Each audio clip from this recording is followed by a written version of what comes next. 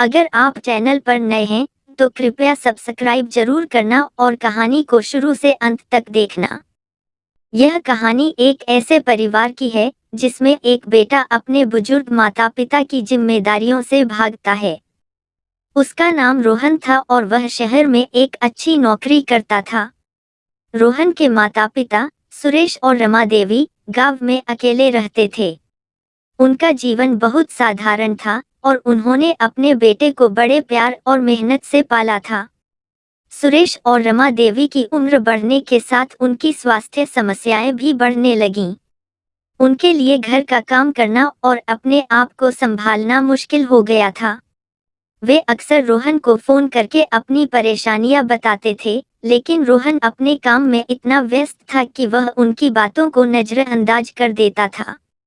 वह सोचता था कि उसके माता पिता पुराने जमाने के हैं और उनकी समस्याएं मामूली हैं। एक दिन सुरेश को अचानक से हार्ट अटैक आ गया। रमा देवी ने अपने पड़ोसियों की मदद से उन्हें अस्पताल पहुंचाया। रोहन को जब इस बारे में पता चला तो उसने अपनी पत्नी को कहा, माँ बाप का क्या है, ये तो होता ही रहता है। मैं अभी बहुत बिजी हूँ, बाद में देखने जाऊंगा।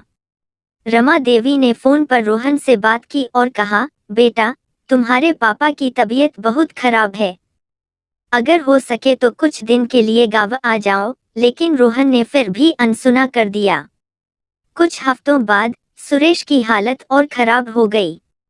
रोहन की पत्नी ने उसे फिर से गाँव जाने के लिए कहा, लेकिन वह काम के बहाने टालता रहा।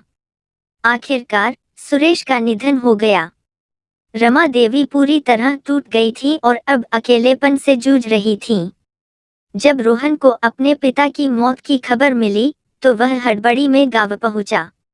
गाँव के लोगों ने उसे देखकर ताने कसे, अब आना किस काम का?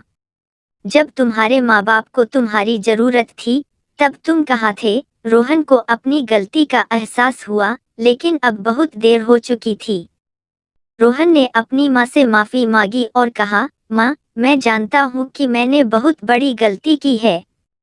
मैं आपकी और पापा की देखभाल नहीं कर सका। अब मैं आपको शहर ले चलूंगा और आपके साथ रहूंगा। रमा देवी ने आंसू भरी आंखों से कहा, बेटा, हमें पैसे और सुविधाओं की नहीं, तुम्हारे प्यार और देखभाल की जरूरत थी। तुम्हारे पापा तुम्हें आखिरी बार देखने के लिए तड़पते रहे। अब जो भी हुआ उसे बदल नहीं सकते। बस इतना ध्यान रखना कि आगे से अपने परिवार को कभी अनदेखा मत करना। रोहन ने अपनी माँ को शहर ले जाने का निर्णय किया। वह अब समझ चुका था कि माता पिता की सेवा और उनका सम्मान कितना महत्वपूर्ण है। उसने अपनी नौकरी में भी बदलाव किया ताकि वह अपनी माँ के साथ ज्यादा समय बिता सके। रमा देवी ने अपने बेटे को माफ कर दिया, लेकिन सुरेश की कमी उन्हें हमेशा खलती रही। रोहन ने अब अपने माता पिता के सिखाए गए संस्कारों को समझ लिया था और वह यह सुनिश्चित करने लगा कि उसकी माँ को किसी भी चीज की कमी न हो। वह अपने बच्चों को भी सिखाता कि वे अपने बुजुर्गों का सम्मान करें और उनकी देखभाल करें। यह कहानी हमें यह सिखाती है कि हमारे बुजुर्ग माता पिता हमारी जिम्मेदारी हैं। हमें उनका सम्मान करना चाहिए और उनकी सेवा करनी चाहिए। उनकी जरूरतों को समझना और उनके साथ समय बिताना ही असली संपत्ति है। बुजुर्गों का अनुभव और आशीर्वाद हमें जीवन में सही मार्ग पर चलने के लिए प्रेरित करता है। अगर आपको कहानी पसंद आई हो तो कृपया लाइक, शेयर और सब्सक्राइब करें।